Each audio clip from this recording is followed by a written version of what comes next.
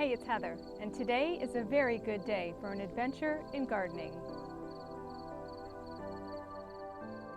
Every day between morning chores and evening chores, I have about 4 hours of time that I rotate through the property and get, the different areas taken care of and cleaned up. But lately I've been spending so much time clearing the land that's down by the lake. I did a video recently of that I've let some things go. And at lunchtime today, I walked through the salad garden, and that's where I'm sitting right now, and got some peas. And even the peas were starting to go to seed. So I need to get on the stick and take care of food, right? And that's why we grow food, so that we can eat the food, not let it go to seed or rot in the garden. So I thought I'd bring you along and show you some of these things that look really great. Now remember, I am in Connecticut Zone 6, and we have had 2 light frosts and a little period of time where the nighttime temperatures were very cold, but now we've got about a week of nighttime temperatures in the 50s. And plants know, they just know when it's time to hurry up and do their thing. I'm going to show you some really cool things, but the things that need to mature, they're probably going to go ahead and mature. So I've got 3 containers that I brought with me into the garden. 1 big galvanized bucket, that's for the weeds. My paper bags for seeds, because I've got some seeds that if I'm going to collect them, it's now or never. I need to do it today. I've got a cat too that just, it's loving time, right Penny? Loving time. Pushing everything around. And I also have a colander that's for feed. So big thing for weeds, paper bags for seeds, and my colander for feed for me. So today for the feed part, I've got some beautiful beets that I've been waiting a long time. So let's go ahead and take a look around. So this is the outside of the salad garden here. I've got these really pretty sedums and this makeshift arch here. My North Pole apple tree, the beard garden sage, there's the cat. Yes, and a penny. Beautiful sedum. So that's kind of like my welcoming decoration, and I'm the only one who really ever sees this besides you guys. So, and then these are the beets. Now in the mornings I come out here and I pick these beet greens for juice. I use the beet greens and I use the kale. So we're going to go ahead and pick some of these beets, some of the larger ones. Now it's just me that's going to eat them, so I only need a few. And I saw some this morning, I'm like, ooh, that's really big. Now I grow beets the way that Charles Dowding grows them, where he grows them in groups of 3 with the intent that you come along. Let's see if I can do this here with one hand. And you twist out the biggest one. That's what he says to do.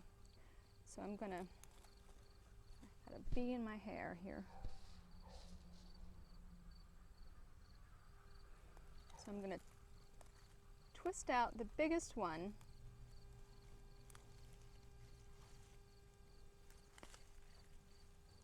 Well, that's a beauty, right? And you leave the rest more space to grow. Okay, so I'm just going to move the soil around. Here's another one here. That's a nice big one.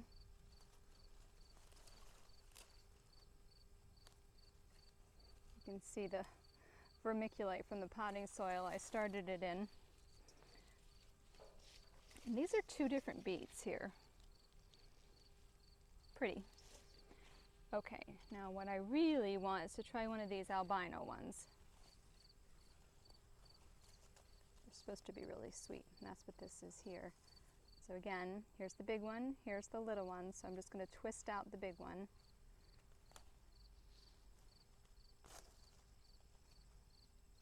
Okay. So that's part of dinner here. I just have to show you what I have to look at. Penny. She was just being so silly.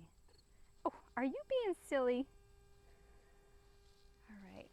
So we got plenty of little beets as well as some big beets. And you can see this is from the cabbage mothworms, but they're all gone now. Used a little BT on them because I had to. Over here, this is New Zealand spinach. That is just starting. So I don't have much hope that that's going to be anything this year.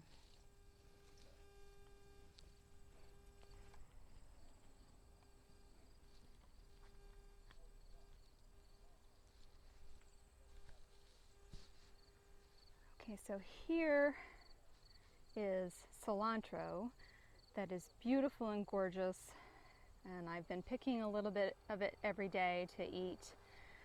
I have some celeriac down here, which this is my first year growing celeriac, and it's not looking like I'm actually going to eat celeriac unless it sizes up in cool weather. I don't know the answer. If anybody knows the answer, I'd love to hear your input on it.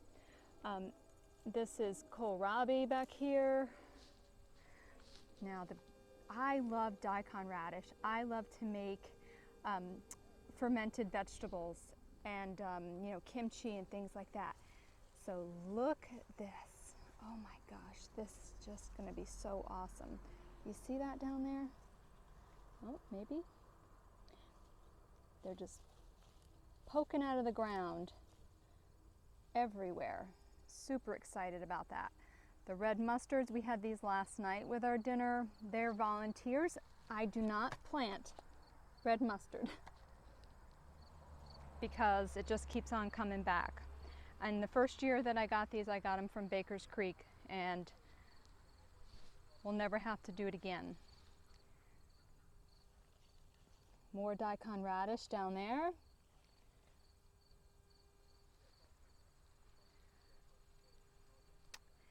Let's see, there's some carrots mixed in here.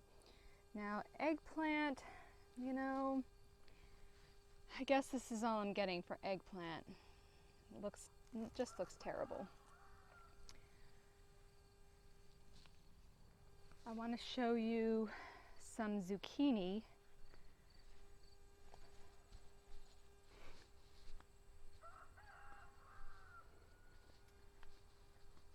So I planted 3 zucchini plants. This is not a zucchini plant. I planted 3 zucchini plants. A little bit of frost damage from the other night. I sprayed them down with a hose to get the frost off, and you can see it growing here. And I mean, in just a couple days, this thing has gotten really big. So there's one, there's another one. And so I thought that I was planting the round niche zucchini. This is not that. This is something that I got from my mom, and it's a pretty zucchini and tasty.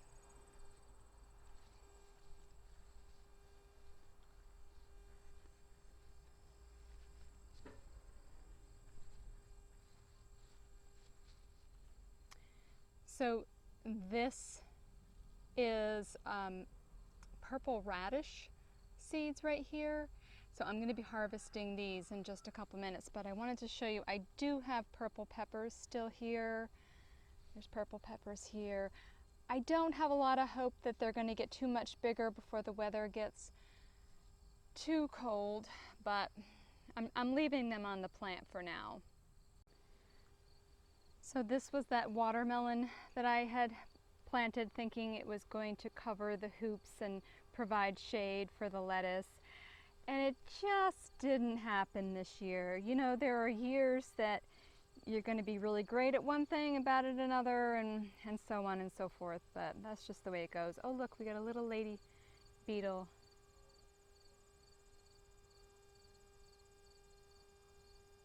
She's eating aphids. So, but I did end up with 3 watermelon off of this. So this one is the last one. So they're sugar baby watermelons. So I'll be picking that and then ripping out the vine. I've got some things for seed here that I'll take care of in a minute. Now these kale, these will be great. There's some aphids on them right now, but the aphids are going to die off. See those aphids? Lady beetle, come over here. There are things that are beyond the point where they can be eaten. The radish and the Marvel of Four Seasons lettuce, they're done, but I'm leaving them there. I failed this year. I like to have this garden completely full. So I'm going to make some notes for myself, but I'm not going to pull them, even though they're not worth eating anymore. I'm not going to pull them because then there will be bare soil, and I don't want that. So you can see things that didn't quite happen the way that I had hoped. The cabbage mothworms, I don't even remember what that was at this point. But, I mean, there are, you know, can't cry because look, you got good too. This is watermelon radish, and these are fantastic keepers for winter. Can you see that? It's a big one right there. So there's a bunch of them in here. Some of them are small, some of them are big. I think these are purple turnips. Got to get better with my labels.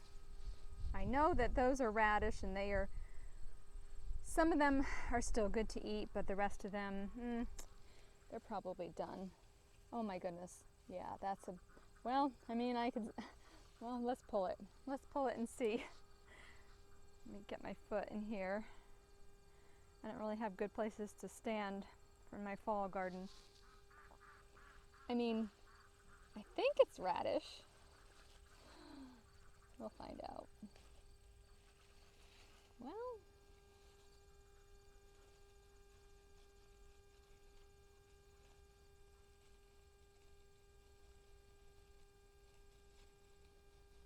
I mean, maybe I planted turnips. I don't know. I'll try one and find out.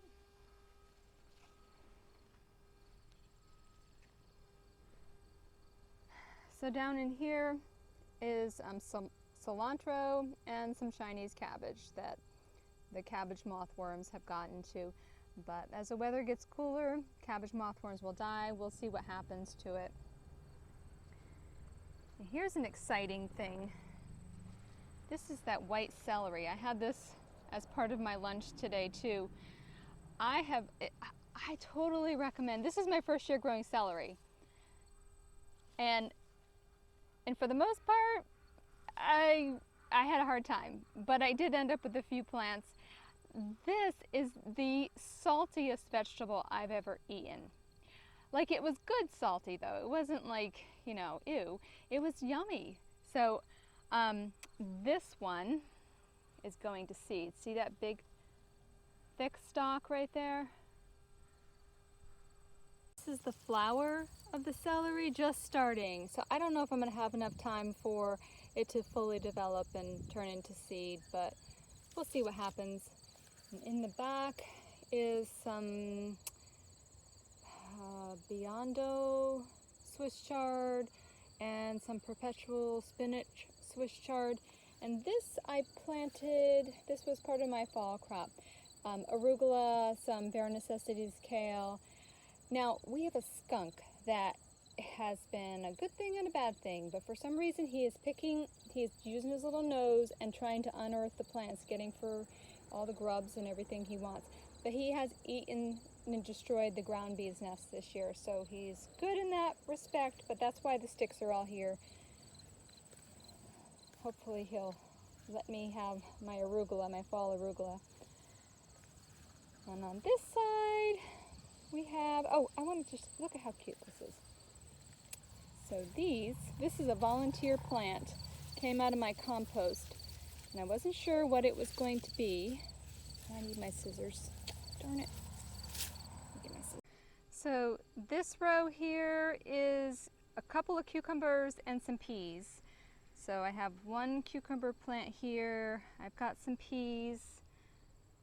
The pea plants, there was really during their growing period for fall, there were some times where it was just way too hot for them, so I lost some of the pea plants. I have this other cucumber plant, the Punakira. You can see some of these went to seed already. There's carrots planted down here, so that soil is still being used. So we'll have some carrots late into the fall. But the last crop of cucumbers, they really didn't do anything.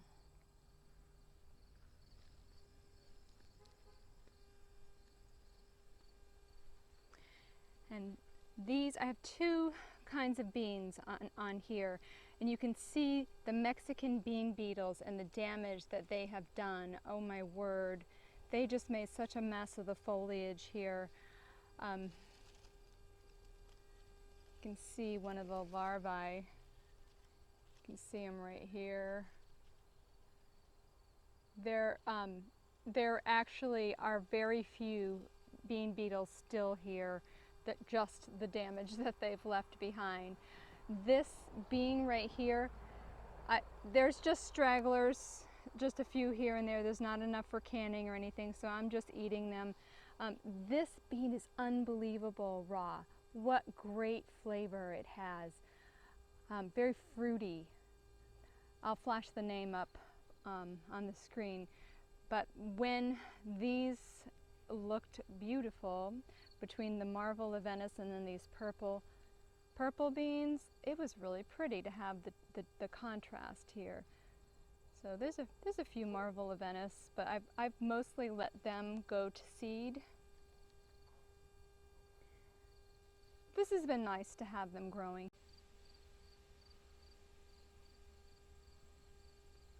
Behind the pole beans here are rutabagas, which still have quite a bit of growing left to do. There's a big difference in how the spring garden, the summer garden, and then the fall garden look. But I enjoy all of them. So this is the seed for next year's Butter Crunch lettuce. So I'm seed rich. Look at all of these. And you know what? I still have the year before's Butter Crunch lettuce.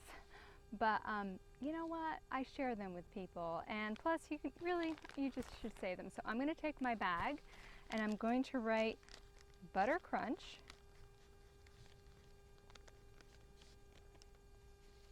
And then I'll take my scissors and cut it off.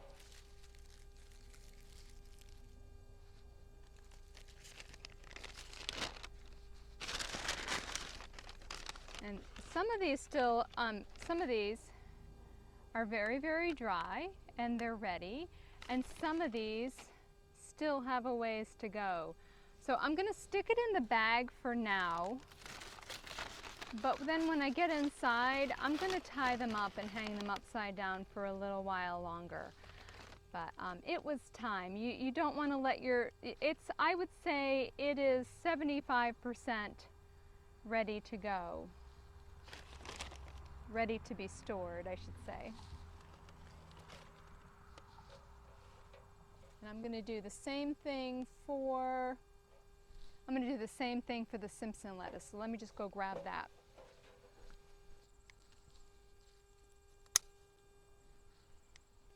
So this is black seeded Simpson.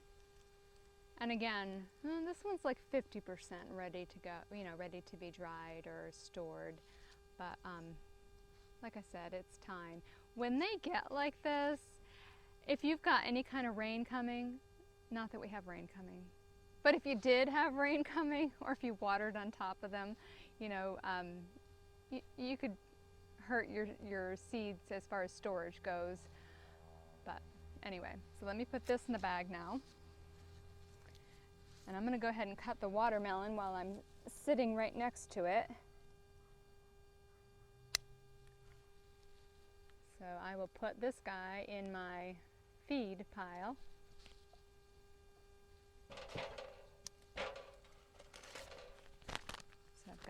black-seeded Simpson.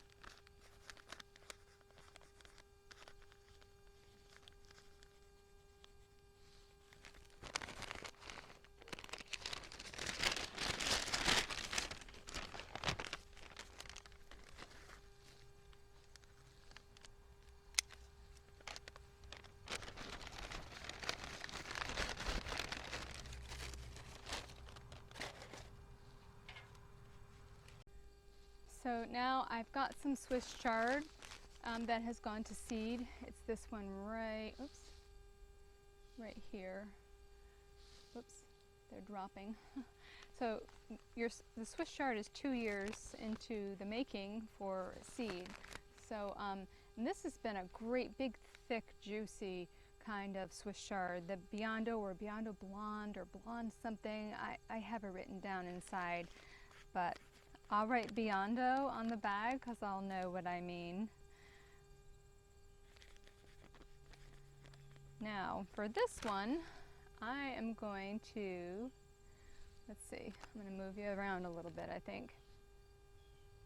Yeah, right there. I'm going to get the bag underneath the seed because I don't think that they're going to, I think they're going to drop.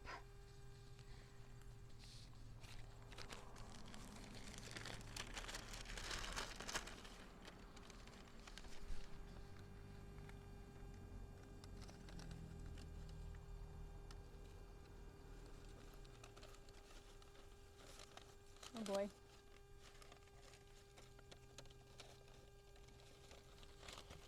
Oops.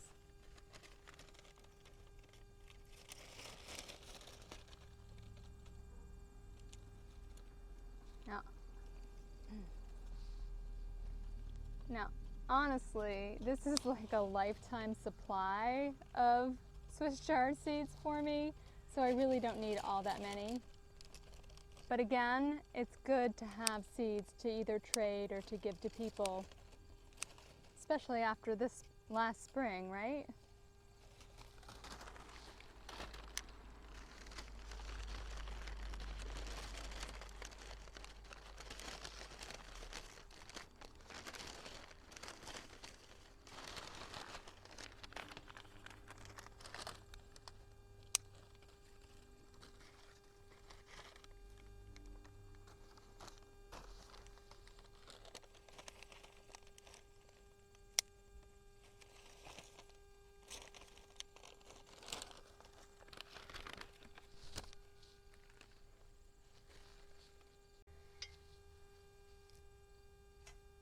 So this sprouting broccoli right here, all of this is sprouting broccoli. I've been really bad at keeping up with it, and then it goes straight to flower. Now, that's not to say that it's not tasty, because it really is very good, but I'm just not so sure that it's for me. This is what it looks like. And then you can eat the stalks too. So, I mean, I'm cutting these really long, and I'm cutting the ones that even have flowers on them because I'm just going to fry them up. It's fine. I don't mind. I've been doing it when I remember to cut them.